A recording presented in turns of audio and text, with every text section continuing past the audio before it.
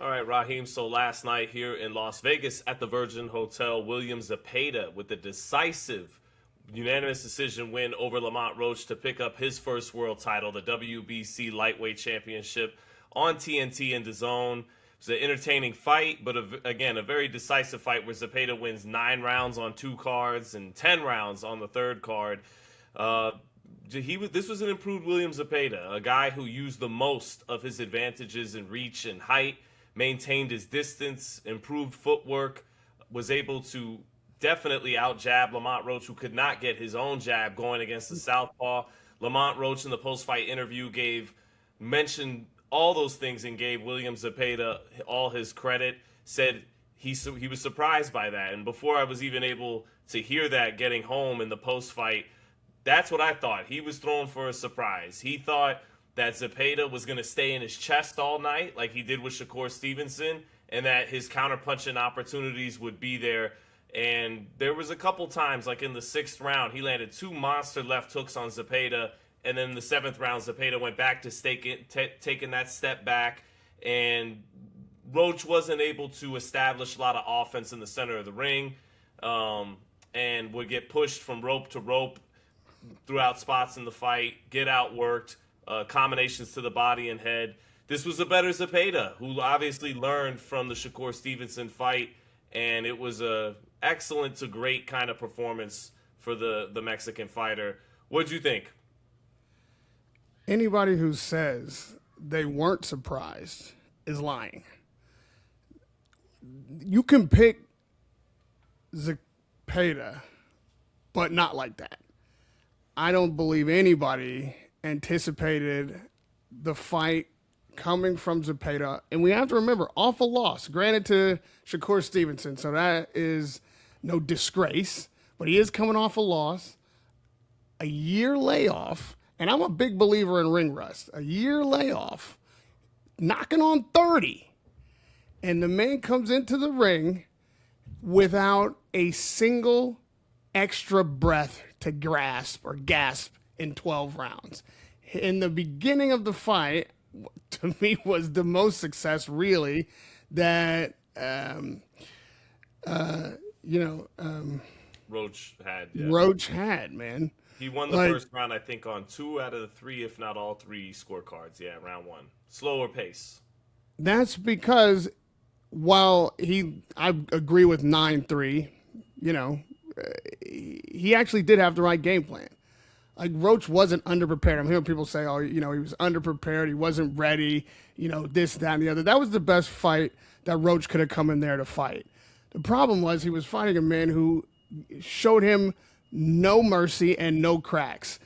From the beginning, Roach was one shot move, one shot to the side, not allowing Zapeda to stay in his chest, as you said. He was making Zapeda take the shot, and then he was moving out of the spot. He, granted, wasn't putting 2 and 3 together, but I could see that his power was something that he was going to rely on in Roach, and that he was going to accumulate punches, I believe, by 3 or 4. He was going to start putting those punches together, establish himself as the bigger puncher in the fight, and being able to move out of the way so he doesn't receive those receipts. However, within 2 rounds, Zapeda, granted, with his own excellent footwork, is staying on top. Is staying on top of Roach even after he moves. The pressure remains constant. He's not being rocked much. He's not even being bothered by those clean punches landed by Roach. Roach did not calculate for that. I wouldn't have calculated for that. You would have to think that those punches are going to register, that it might change the amount of aggression that Zapeda is coming at you with, or at least give you a little room to work. None of those things were true.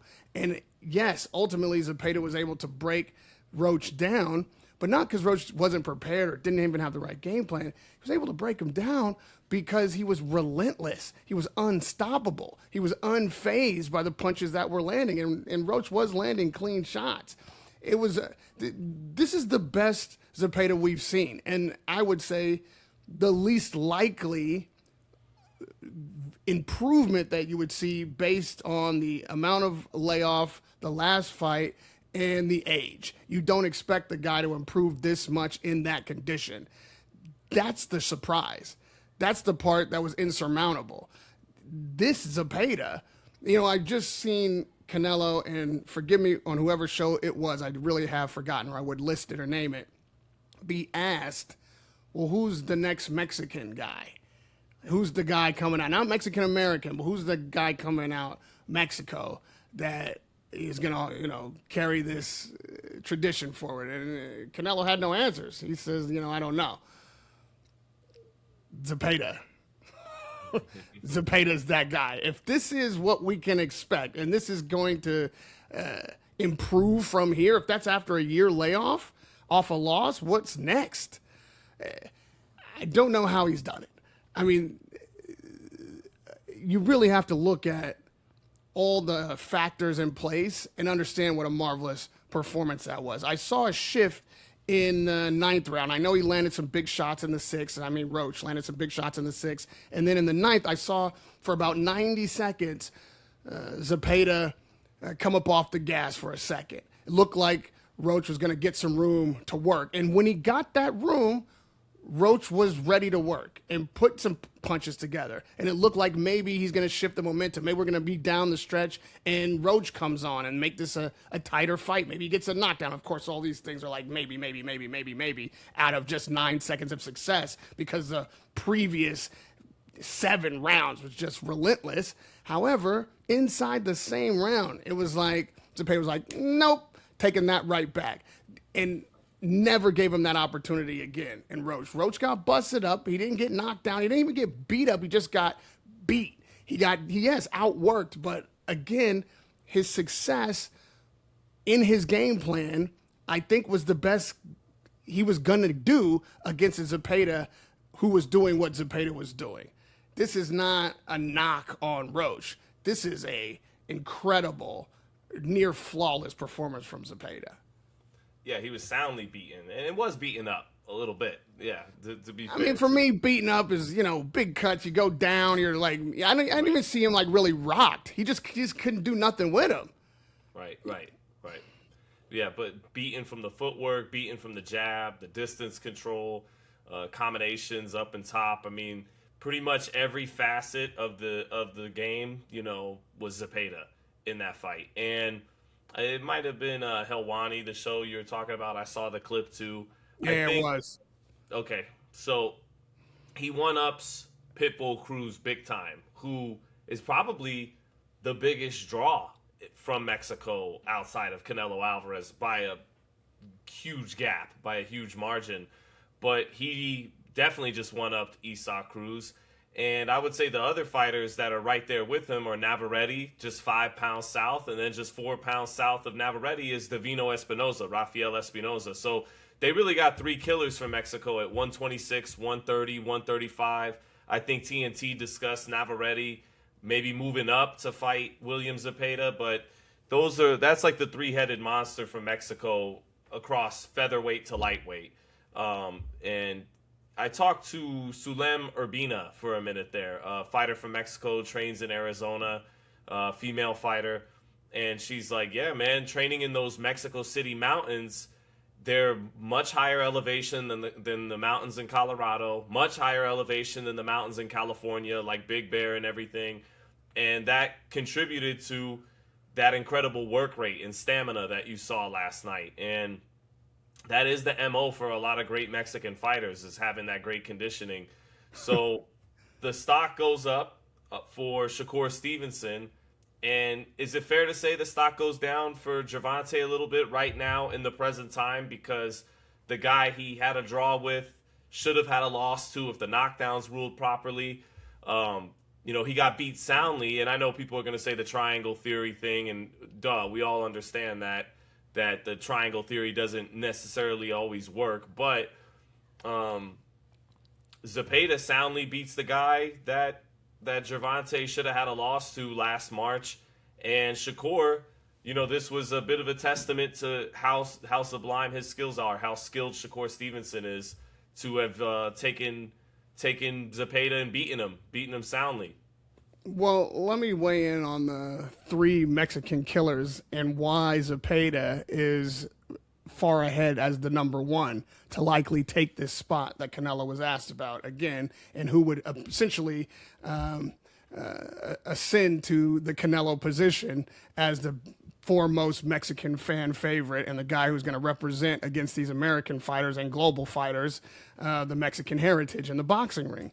The reason that it's Zepeda, based on what I just saw, and to be fair, including the loss to Shakur, it is because he does have that Mexican style. I mean, he talk about a come forward fighter who's all volume, who's punching in from every angle, who never stops. But the difference in it, at least what we've seen from this most recent fight last night, was that what a black American fighter tends to be able to do, and what I thought would be the best possible option for Roach, is that you pick a guy like that apart. You are able to, I wouldn't call it a pot shot, you're able to hit him with clean punches and move. That he's constantly coming forward and you're able to best him with your footwork. You're able to then put shots together as he tires. Your punches, if you have power, are stopping him in his tracks, and then you start to back him up. And that's how you beat a fighter like that. That's the Achilles heel of the Mexican style. But if you got a guy in there who's taking those punches and it doesn't take a step back, who's not affected by those shots, and I'm not suggesting that Roach is some massive, huge,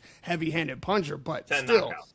You know, clean punching that was showing zero effect, again, off a year layoff at 30, damn near 30-year-old fighter. That's something that Zapeda is demonstrating right there. And the footwork, which you don't often see with that style. A lot of times these guys are just walking forward. They're walking you down. You can do better with them if your footwork is superior, which it often can be for a black American fighter traditionally. And so there's a blueprint, a roadmap to beat that style. But Zapeda is showing that he's able to close those doors.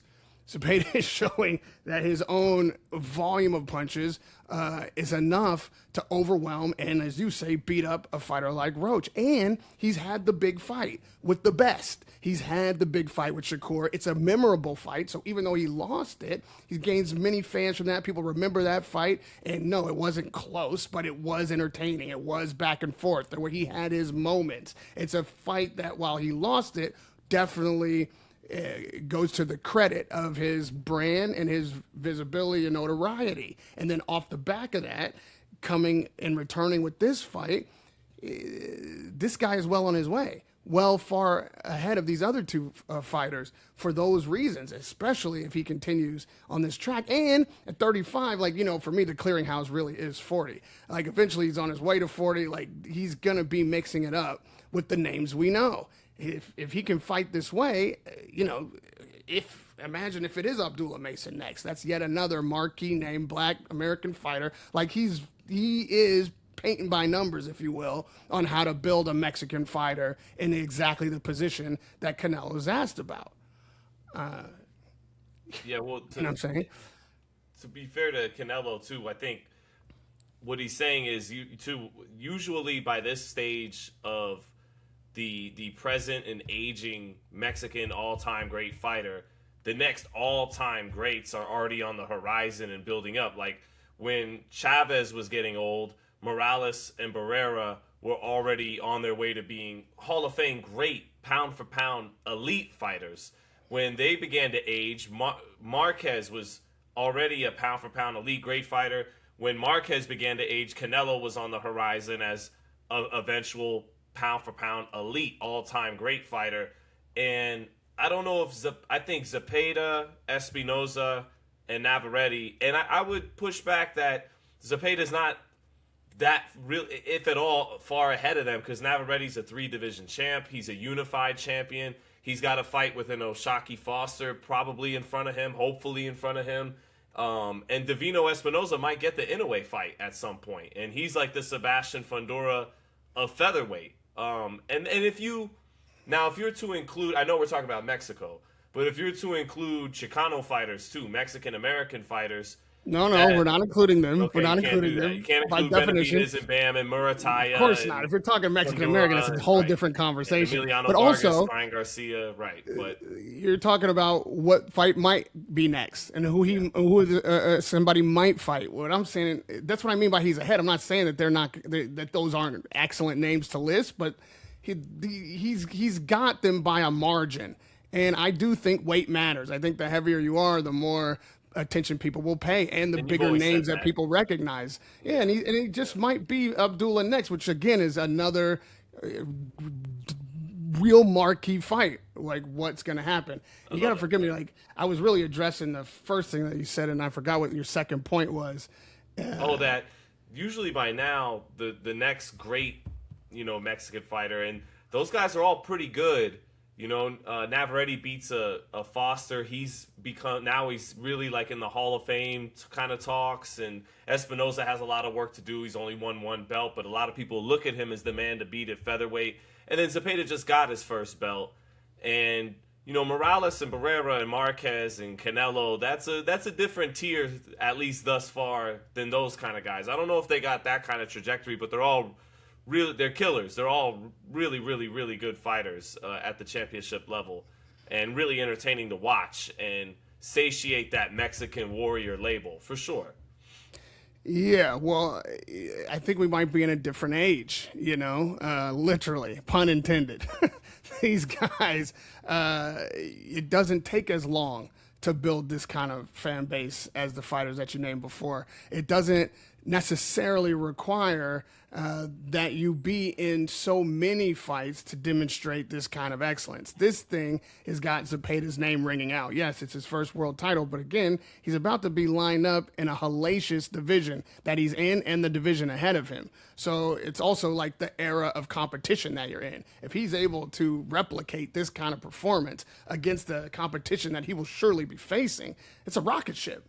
It's a rocket ship. And there's even an argument to be made that close together like that, if he's just about to go on a run, which is a big if, but if he's just about to go on a run, then packing those memories back to back to back is more resonant than having, 7-8 years to build that kind of resume. What do you think of an Abdullah Mason fight? I asked Abdullah after the fight, do you knock him out? And, he had a big smile, but he didn't bite on it. He didn't really say he's got the appetite for smoke. He'll fight anybody. I'll say this, before this show, when we did the preview show, I said, I think Abdullah Mason beats the winner of this fight. I think if it's Roach, that's a little more difficult in the sense that Roach is craftier, harder to hit. You got the savvy and the experience, but I think Zapeda, he knocks out because Zapeda is all gas, no brakes, and Mason, against anybody at lightweight, has the advantages in reach and in punching power. However, now, after watching that version of Zapeda, it is not that cut and dry.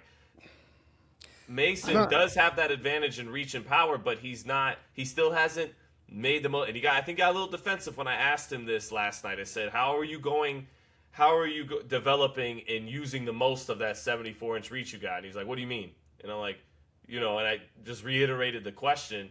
And Zapeda last night used every inch, pause, whatever, of his reach effectively. And he is a very seasoned fighter now. And Abdullah Mason, who got some seasoning in the Albert Bell fight, is still nowhere near his potential, and more importantly, is nowhere near his grown man strength and frame just yet. At lightweight, he's still this is his rookie card, at the championship level. He's still in his rookie card, and he's not going to fully grow into that frame until he reaches welterweight. He's one of these lightweights like De La Hoya was, like Devin Haney was, where, because they're 22, 23 years old, they're fighting in the lightweight division, but their destiny is really 147 pounds, and then that's when you'll see the frame really grow into itself. So with all that said, it's a very risky fight. And based on last night, an incredibly competitive and entertaining fight, I think it's still plausible that Mason, with that electric punching power, he can knock out Zapeda, but not like I was thinking before, because, again, Zepeda's not just burying his head in guys' chest. He's establishing his range and had added some new wrinkles to his game. And he's a grown-ass man. He is strong in the lightweight division, and Mason is still growing into that frame. So, but it's a great fight. What would you think? Mason is going to have to make level improvements to the degree that we've seen Zapeda make. Here's what I mean. you're going to now be tested, Abdullah Mason, and whether or not you can dictate the fight on your terms. If you go in there and fight, if the guy that we saw fighting Sam Noakes fights Zepeda, you're getting beat. If you allow Zapeda to dictate the distance, if you make a war of this when not necessary, you're going to get beat. This fight has to be fought on Abdullah Mason's terms. The things that we talked about after the Noakes fight, the things that we've been talking about, when you talk about him growing into his grown man strength and, the defensive holes, and when I talk about how you can draw Mason into a fight that's not in his best interest, how he'll say that he wants to be exciting, he's happy to exchange because that's the kind of fighter he is, all that's fine. But now you're world champion leveling up, I would say, especially if we're talking about the performance we just saw from Zapeda. This is a level up type of challenge. This is a unification for a reason. And this fight is going to require that you demonstrate that the time between your last fight and when this fight happens, which I pray to God it does, that you've made that kind of adjustment and improvement that is required for a fighter who's made the kind of adjustments and improvements that we just saw from Zapeda. And if he does, and I believe he can, then I got him beaten Zapeda. But again, that's a big if. We need to see it. You need to take seriously the improvements that need to be made and to close these holes. But if there was one thing that I would say is the absolute necessity for him is that he dictates this fight on his own terms, that he decides the distance, that yes, he's got those long arms, that his footwork is superior, that he is the one that is the general or the boss in there. If he is engaging Zapeda on Zapeda's terms, if he's getting into a firefight, if he's allowing himself to just be in exchanges because he thinks he's got the bigger shot, it's going to be a very long night, and I suggest it's not going to finish the way Abdullah wants. This is a test for him. This is a beautiful unification fight. I want to see if Zapeda can do this again, or if this is just a Roach thing. I mean, you talk about a year layoff. Again, I'm a big believer in rust, but I mean, he shook that rust off inside of 3 minutes, and then he was off to the races. But Mason is going to pose a superior challenge. Well, can he do this again? I don't know. Well, here's the thing: it's a tough ask to level up in his game the way Zepeda's just leveled up, because he's not coming off the experience of fighting a fighter like Shakur Stevenson. Albert Bell provided a stiff challenge at this phase, but he didn't get that look to learn and improve from like Zepeda did. And then but what's interesting is when we're saying you can't get caught up in his kind of fight, I think at least early in his career, before he develops more sophistication and savvy and craftiness, he is a firefighter, though. You're saying if you don't get caught, and I know what you mean, but if you can't get caught up in who's the bigger punch and go to war with this Mexican warrior, as long as he executes it intelligently with some rhyme and reason, yeah, he might actually, because he does have the bigger punch, I think. And I think right now he's establishing himself more as, for lack of more nuanced way of putting it, a slugger, an offensive dynamo. But again, when you talk about can he be the dictator, because Sean Porter, he talks about that all the time when we do our show. He said that and Buddy McGirt co-signed it. The great fighters are the dictators, and I don't see him having that wrinkle in his game to dictate the terms quite yet, like Zapeda was dictating the terms last night. He's 8 years older. He has the better experience against a Shakur Stevenson. But just again and this is what's been fun about his vulnerability early on, that talent and that grit and that wiry electric punching power continue to bail him out as he is accumulating experience and getting a little bit better. So the reason why this is actually a really important fight and for the sport and for Mason and everything is I love to romanticize, man, Sugar Ray Leonard fought Wilfred Benitez at 22 years old, or 23, 20, whatever age it was in the early 20s. Thomas Hearns knocking out Pepino Cuevas at 21, 22 years old. Tyson winning the title at a young age. De La Hoya beating Chavez at 23, et cetera, et cetera. Haney and Lomachenko at 23, is you rarely get the legit, dangerous, risky step-up fight at this age, at 22, 23 years old. And this would fit that bill, to fight a fearsome Mexican warrior with a high knockout percentage who's shown a new level of wrinkles in his craft, who's a southpaw coming off a career-best victory on national television. It's a real gamble. It's a real risk. It's not a fake risk. It's not a, like, oh, it's a unification. And the guys that it's like, no, this is a real step-up fight. This is a real gamble. The kid can lose. He could get, that's why it's such an important fight. And I would love to see it, and I'm with you. And this fight would be a test of this thing being sold to us by DAZN, that all the promoters under one network, the home of boxing. And now that we got all these promoters under one network, we're going to make it happen. Because the way it has been for so long, what would really happen is Zepeda's going to get a title defense. And then Golden Boy's going to hope that Kid Austin wins this WBA belt against Lucas Body. And then they'd share a card. And then 3 fights from now, you might get Kid Austin versus William Zepeda in an in-house unification. But what would be just as likely, if not more likely, is Kid Austin would move up to 140, or Zepeda would move up to 140, and you wouldn't even get that. So if this really is the home of boxing, and you got the TNT partnership, I would hope TNT has some say. I don't know if they are, because DAZN's probably really footing the bill on all these fights almost completely, and TNT is just a broadcast partner. But I would hope TNT would go, we're new to this boxing thing and all, but that kid that headlined our first show, the Mason kid, and the Mexican fighter who headlined our second show, Zapeda? Yeah, we like that. We want that on our network as a headliner. We want both of them at the same time, and that would be up to DAZN to prove that this alliance, and the promoters to prove that this is for real. And that would mean the top rank champion who's taking a risk and the Golden Boy champion who's taking a risk actually make a fight like that happen. And I know both of us would be elated if they would. Hopefully they do. My Muslim Sugar Ray Leonard. You are walking in the footsteps, young man.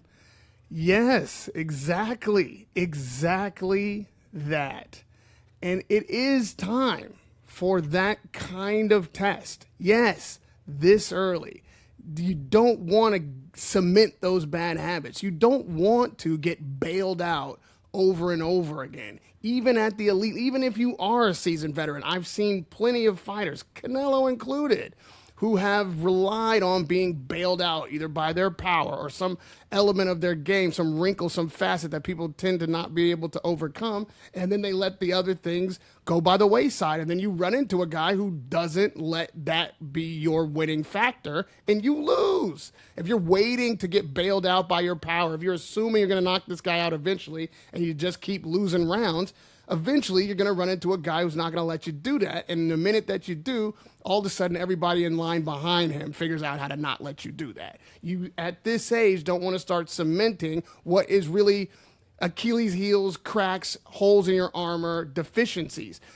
It was Terrence Crawford who said, when I'm in the gym sparring, the reason that I don't take sparring as competitive or you can't win sparring is I'm in there working on things. I'm working on just the jab. I'm working on this element, this facet of my game so that I can pivot to anything at any point, no matter what my opponent is doing.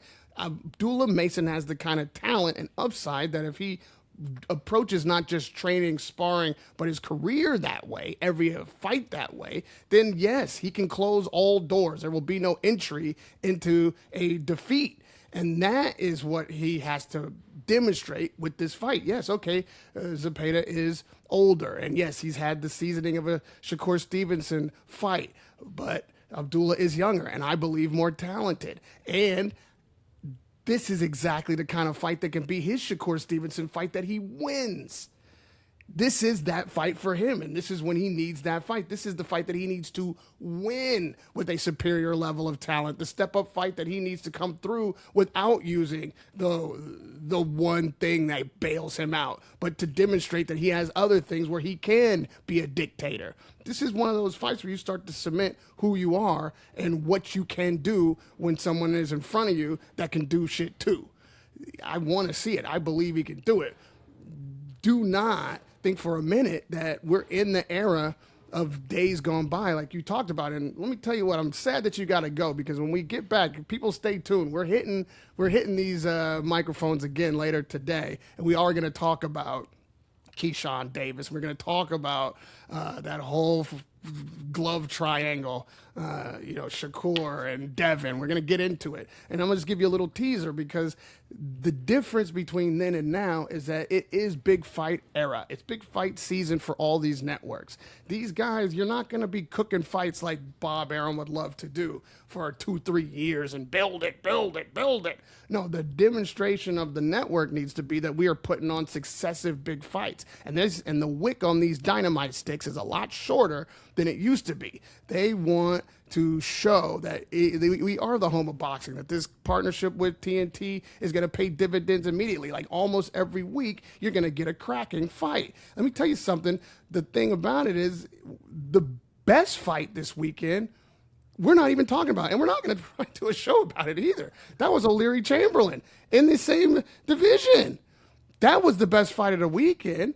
You got to appreciate where the networks are right now, where these collection of promoters are seeing the threat of Zuffa looming in the horizon, and the fact that we've got, if you're the network at the Zone, even if you're TNT, if you got a big fight to make like Mason and Zepeda, you don't care which promoter prevails. You just want to make sure that the network keeps putting on these fights. And if it's a great fight, we'll do it again. That's where the network is going to start putting their finger on the scale. That's where they're going to say, listen, this is, top rank. You gotta do this because this is why we brought you on. This is why we gave you a network deal. The pressure is going to come from all around. This is how we got whatever they say. This is truly how we got Boots and Xander. Yes, you're right. This is what the era is, and we're not going to have to wait on these fights like we used to.